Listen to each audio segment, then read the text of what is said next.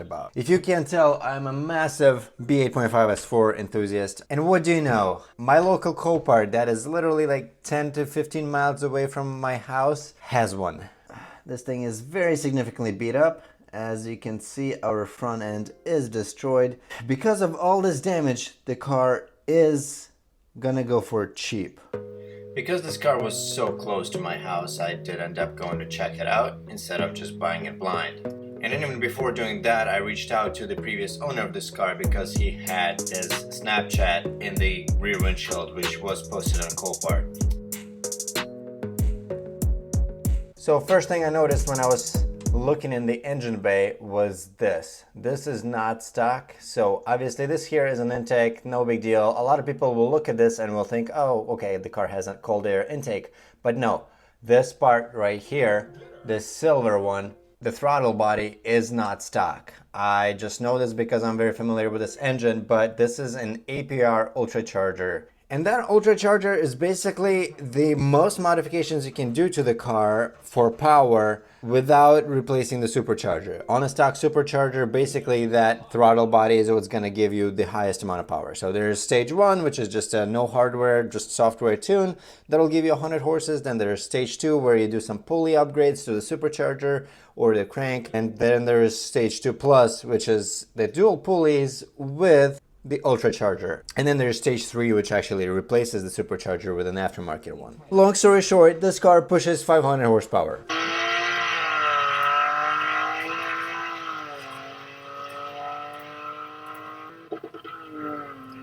Currently we are 3 minutes away from the auction and we're sitting at 2,800. If I can buy this thing for 3 grand, I'm gonna be very happy. If I can find another parts car with damages on the opposite corner and maybe spend 3 grand on that, we're gonna be golden. We're gonna have everything we need to fix this car on top of all the parts that we can sell and part that parts car out. Okay, we're next. I'm so excited, come on, please. All right, first bid, 2,850. 2,900. Also out of Wisconsin. 3 grand. Come on. Please stop. 3,250. 3,250. 3,250. Bonus time. No bonus time. Yourself. Please don't bid. 3,250. 3,250. 3,250. Yes!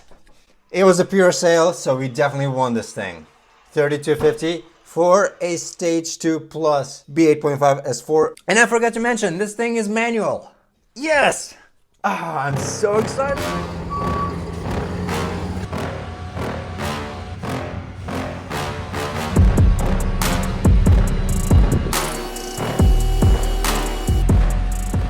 We couldn't turn the steering wheel of the car because of it being dead and us being unable to turn on the ignition, so we had to open the hood in order to give the car some power and turn the steering wheel. But with the hood being so damaged, I could not open it. So I gave up and told the driver that he's free to go because we'll just figure it out on our own once we do get the hood to open.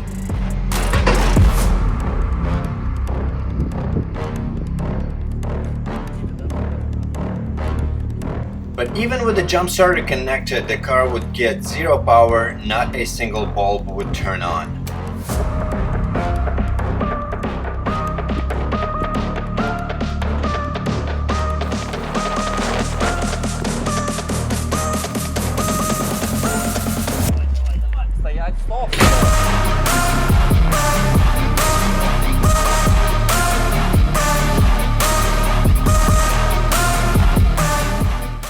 The cracks in the pavement just kept the wheel dollies from rolling and the car would not be willing to move on them, so I had another idea.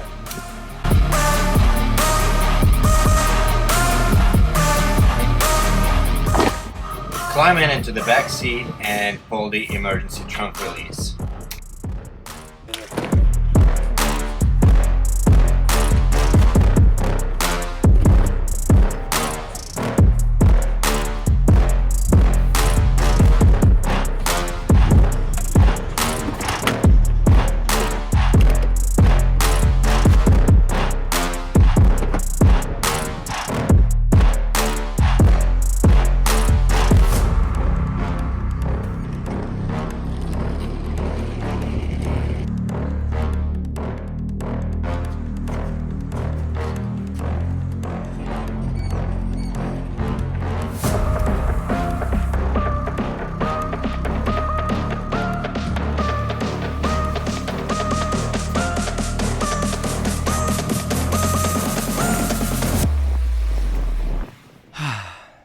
well, here she is. It's gonna be a lot of work. Somehow it's worse than when I saw it at the auction. I feel like I don't remember this being ripped. It was ripped out. This was not cut. This was not caused by an accident. It's not like it was squished in somewhere. This, plain and simple, looks like somebody took it and ripped it out. Based on the auto check report that Copart provided, this car smacked into a stationary object, and in parentheses it said a tree, and I believe this is proof of that. I already scooped some of this out because I like fidgeting with my fingers. This is all remains of that said tree, and that checks out. And clearly, I mean, if I were to rebuild this car by buying parts one by one, this would be incredibly expensive, incredibly inefficient, so we definitely have to find a parts car. That could be an A4 of the same color to donate all the body parts. It could be another S4. A4s would definitely be cheaper, but the S4 will be able to provide me with things that are not the same between A4 and S4, such as, I don't know, maybe a radiator and condenser. I have no idea if those are actually different, but they may be. Plus, there might be some pulleys and stuff in front of the motor that got damaged. Speaking of pulleys, that's the reason why we can't start this car at the moment. That's definitely my priority number one, because we want to make sure that this motor is actually good. We want to make sure it's not locked up. I see no reason why it would be, but who knows? It could have overheated really badly since our coolant is leaking out. With crash cars, anything could be the case. So we need to make sure this car runs, because otherwise this car is not worth fixing. If the motor is trashed, no point in fixing this. The reason why I can't start it is because this radiator support or stuff behind it. It's very hard to show it to you on camera, but you can see that little fan control module or whatever that is resting on this pulley, which we don't want happening. We don't want to start the car, have that pulley spin while it's sitting on that fan control module. So we're just gonna have to rip apart this front end, take all this out, or at least pull it out to the point where nothing is touching the pulleys, and then we can see if this thing will actually start. Take off all this tape, which makes it look very depressing. I genuinely think that with this removed, the car will look a lot better and a lot less sad.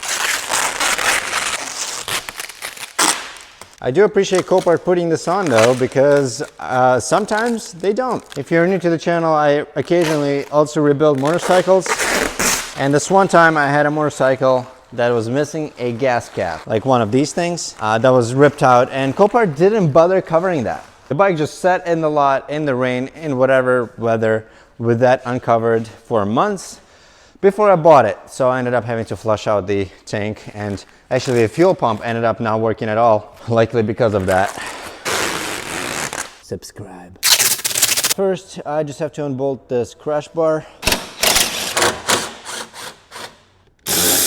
Pull away our wheel liner, and that leads us to another 10mm that is right here by the edge of the headlight. And there's a little 225 over here by the grill, and there you go, this thing just slides right out. Now in theory this should come out. I'm gonna unplug our horn. No need to unplug it here because it's missing, I think. Oh yeah, we do have our headlight washer system here. Oh, okay, our heat exchanger is connected to the crash bar. Didn't know that.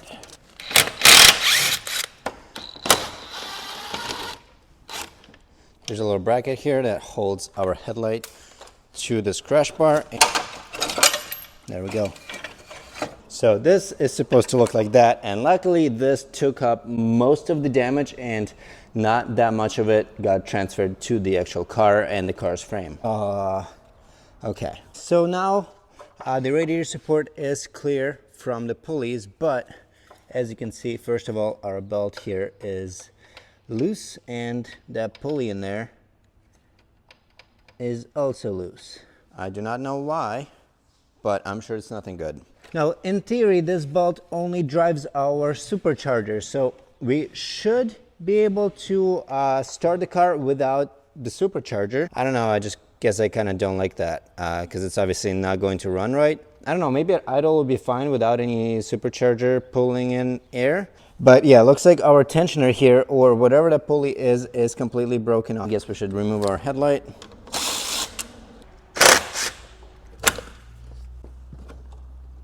Okay. Looks like for the most part, this headlight here did survive, apart from this bracket right here. I didn't even notice that before. Don't know how, but we got this guy in there. As you can see, the spot where this piece of wood went through the heat exchanger, it doesn't look like the actual channel here is damaged, only our fins. Obviously it is damaged, it's pulled away, but it is not cracked. I don't see any holes in it. So this is actually where our coolant is passing through. So I think this thing itself does not leak, which is a bit of a shame. I mean, obviously it's good, but it's a shame that this thing is probably not reusable anymore. And disconnect these connections here. There we go. I did give in and give it some penetrating fluid, so let's see if that makes things any better. I feel like it's slowly sliding off. Yeah, there we go. There we go. Okay, and now the same thing on this corner here, and we will be free to go. There we go. Get in there. Okay, so the pulley that is broken off is for our supercharger belt tensioner. So this is the tensioner that is destroyed, then our supercharger and our water pump, all driven by this crank here. So currently we're missing our tensioner, which doesn't look like a complicated part. I'm sure this is gonna be pretty cheap, probably around $100.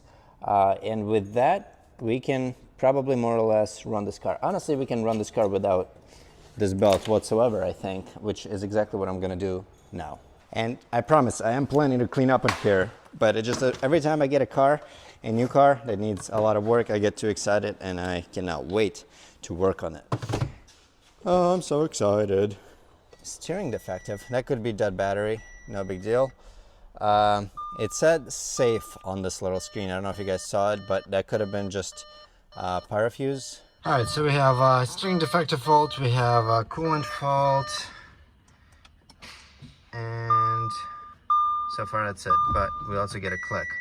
So another thing I don't really know is whether or not these cars have a pyro-fuse. So let's try and find that out. And of course I could easily find that out by Googling, but I'm too lazy. Because Googling things is not as much fun as finding out by yourself. Okay, so we can start by removing this bracket. And there we go. Let's try and pop this cover off so that I can show you guys what I'm doing here. There we go. Okay, looking at these guys here, I see no blown fuses. Everything looks appropriate, unless this is it. That could be the case. Yeah, maybe somehow from here there's a fuse back there that leads into this, and this probably feeds the starter, because none of these wires are big enough for a starter, so there's got to be some sort of assembly down there. Okay, that's probably the case, yes. Okay, let's come up with a way to bypass that. So here we have jumper cables that are connected over here and here, which supposedly, I'm guessing, is bypassing our pyro fuse. Next, I'm going to connect my actual jump starter, and we can now try and start it. Are you gonna turn on ignition? Okay. The screen is not turning on for some reason. Uh-oh. Woo! All right, we got a whole lot of issues, but we're running. We've got no coolant, so we can't run for too long. Okay. All right, let's turn her off. All right, well, we are running. We know that much. These cars are very, very sensitive to voltage issues. If you're having battery issues, these cars will really not like you or anything or anyone. My B8.5 once had a bad battery. I was driving, so the car was being charged by an alternator, and out of nowhere, I lost cluster. Basically the car acted as if the ignition was not on while I'm doing 80 miles an hour on a highway. As scary as that was, all of the driving functions were actually fine. So the steering didn't lock up or anything like that. It just cluster turned off, all the screens turned off. It was weird. As it turned out, it was simply a battery. I thought I had like a flooded control module or something along those lines, but I replaced the battery and that issue never came back. So if you're not familiar, most of the batteries you'll buy nowadays will have this sticker which shows you the date of manufacture, and this battery is actually like what, 6 months old. 1023, it is now May of 24, so this thing is very, very new, and I hope that it didn't struggle too much being so dead for so long. I think there's a very solid chance that once this thing charges it up, it'll be good for a long time. All right, so now that we know this thing runs and the motor is more or less good, apart from that tensioner, I really don't think there's any other damages here, apart from this carbon fiber, which is very unfortunate, but I mean, there's really not much I can do about this besides buying this thing, and this would be expensive. After all, it's carbon fiber. But everything else survived here. We have some pulley damage over here, I think. This guy over here was a little damaged. It's probably hiding back there. There was a little chip, and then obviously the tensioner for the supercharger belt. Everything else, motor-wise, fingers crossed, is good. Apart from this also. This looks like secondary air injection or something along those lines. Something I definitely should check is I haven't opened these doors yet. Okay, opens easy. Oh, that isn't easy, but does it really matter? The door is trashed, the fender's trashed. We can just rip it open. Because I want to make sure that, okay, is this our side skirt or is this unibody? This is metal. Okay, so we do have some damage here. I don't know if it's actually dented. It might just be scratched. What about this guy? Also opens very easily. Nice. So this isn't ideal, but I don't think it's that bad. We mostly just have paint that chipped off. And then obviously this is something I would have to have a body shop fix. But I definitely think I'm going to prioritize front end, because if the front end is fixed, we will be able to drive this car around, and that's what I really, really want to do. I want to experience how this drives with the dual pulley upgrade and the ultra charger. That'll be exciting stuff. I think this here is supposed to go to a secondary air injection pump, which might be over here. I think that's what we're dealing with here. I think that's what's missing. I believe there's supposed to be a, yep, and this is probably the wire for it. I feel like all the work I did today so far, I might have been a little low on energy because first of all, it's a work day. I had put in some hours at the office. I did take a half day because I wanted to get back and start wrenching on things, and took some time off. But I may not seem to be as excited as I actually am, because I am very excited for this car. Obviously, I am a little nervous about how much work this is going to be, if I find any other hidden damage, anything that might set this off and make this harder than it already is. I am still very much excited, and here's why. As I mentioned, we do have one of these cars. It is a DSG, dual clutch automatic, not a manual, but we do have one. Myself, and at the beginning of this video, I said my girlfriend. As of yesterday, fiance. So that's exciting. So now that that's out of the way, yes, we have one of these cars, and we absolutely love it. I absolutely love it. I mean, it's such a great car, and I feel like I should explain why I like these so much. This 3.0 supercharged motor is very reliable. I mean, as far as Audi engines go, there have been multiple examples of these being well over 200,000 miles. Yeah, there is a PCV valve under a supercharger that's hard to get to, and it causes issues. It can cause coolant leaking into your oil, and that's definitely not good, but as long as that's addressed in a timely manner, it's perfectly okay. That's not all it is. It's just such a comfortable car.